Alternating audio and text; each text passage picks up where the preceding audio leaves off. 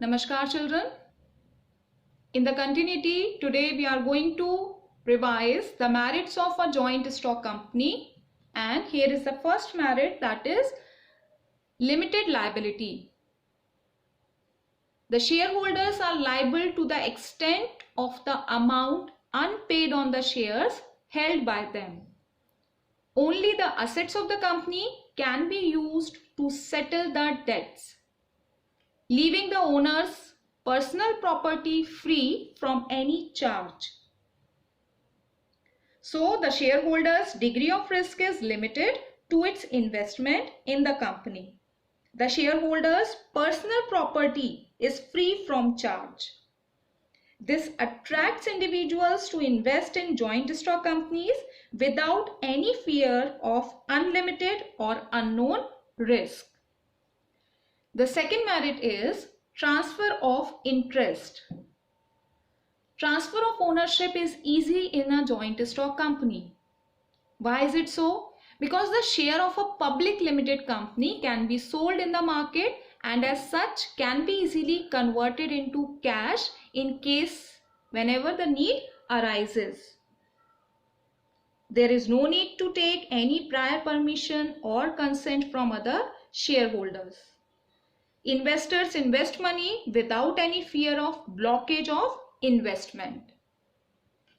Now the third merit is perpetual existence. Existence of a company is not affected by the death, retirement, resignation, insolvency or insanity of its members, as it has a separate entity from its members. So, a company's separate entity from its members allows the company to exist forever. A company's existence can come to an end only as per the provisions of the Companies Act. The next merit is scope for expansion. A company has large financial resources. Further capital can be attracted from the public as well as through loans from banks and financial institutions. Thus, there is a greater scope for expansion.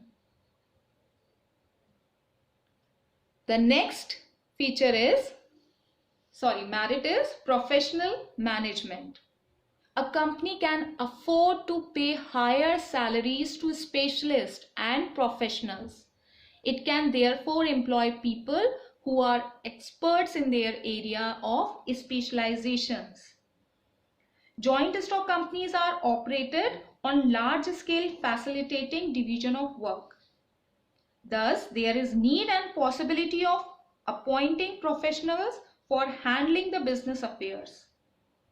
The employment of individuals with expertise helps to take balanced and rational decisions. Okay, so these are the different merits of a joint stock company. At the same time, some limitations are also there with a joint stock company. Here we are going to see about those limitations. The first limitation is complexity in formation.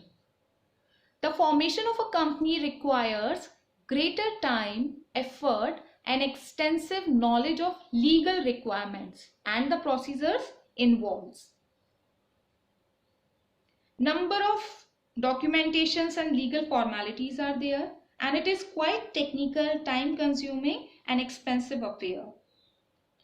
One has to have proper knowledge of all the procedures before starting the process of company formation or appoint professionals to complete those formalities. So this is a very big disadvantage of a joint stock company. The second disadvantage is lack of secrecy. The Companies Act requires each public company to provide a lot of information to the registrar of companies. Such information is available to the general public also. So it is difficult to maintain complete secrecy about the operations of a company. Companies Act require each public company to submit lot of information and files, various reports to the registrar of companies. This is the reason that each public company face difficulty to maintain complete secrecy about the operations of the company. Move on to the next limitation, and the next limitation is impersonal work environment. Separation of ownership and management leads to situations in which there is lack of effort as well as personal involvement on the part of the officers of a company. The large size of a company makes it difficult for the owners and top management to maintain personal contact with the employees, customers, and creditors. When business is not managed by the owners, it lacks personal involvement and effort to achieve the best. Large scale of operations also makes it impossible for owners and management to have personal relationship with the other people of the company, like employees, customers, stakeholders. So it is also very difficult for the owners of the company to maintain any kind of personal type of contact, personal touch with the people who are directly connected with the company. The next limitation is numerous regulations. A company is burdened with numerous restrictions in respect of aspects including audit, voting, filing of reports, and preparation of documents, and is required to obtain various certificates from different agencies, Registrar, SEBI, Securities and Exchange Board of India. This reduces the freedom of operations of a company and takes away a lot of time, effort, and money.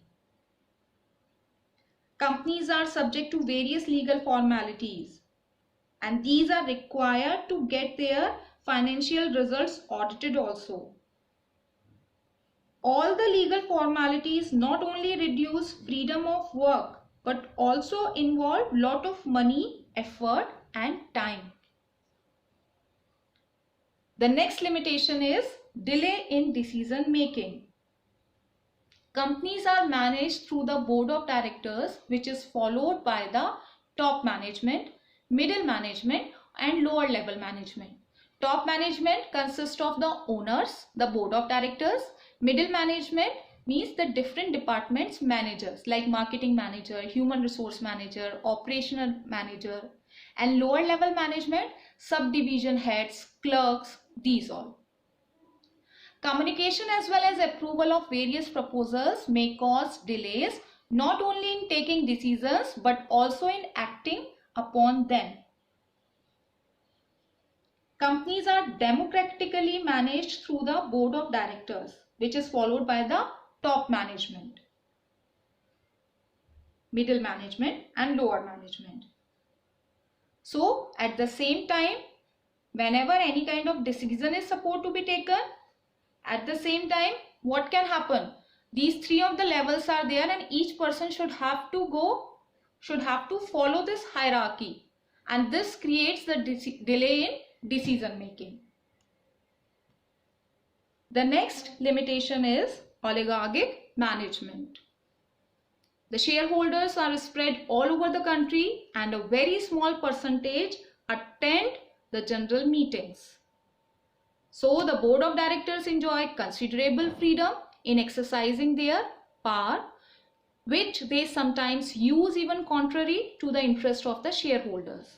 This leads to rule by a few. Though the board of directors is elected by the shareholders, afterwards also the shareholders have very little control over the running of the business. Directors have powers to take all important decisions. As a result, the decisions are influenced by their personal interest also. Now, The last limitation is conflict in interest. There may be conflict of interest among various stakeholders of a company. The employees, for example, may be interested in higher salaries.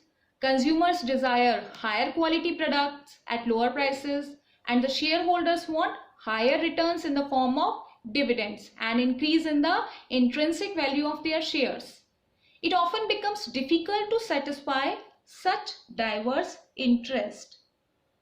So in this situation, there may be conflict of interest among various stakeholders of a company. These demands pose problems in managing the company. Okay, so on evaluating the basic features of a joint stock company, we can say this thing, that such type of form of organizations are suitable for large scale manufacturing or trading business operations, which not only require huge financial resources but also professional expertise to run business efficiently. In the next class, we are going to start with the revision of the types of company. Till then, read the topics thoroughly.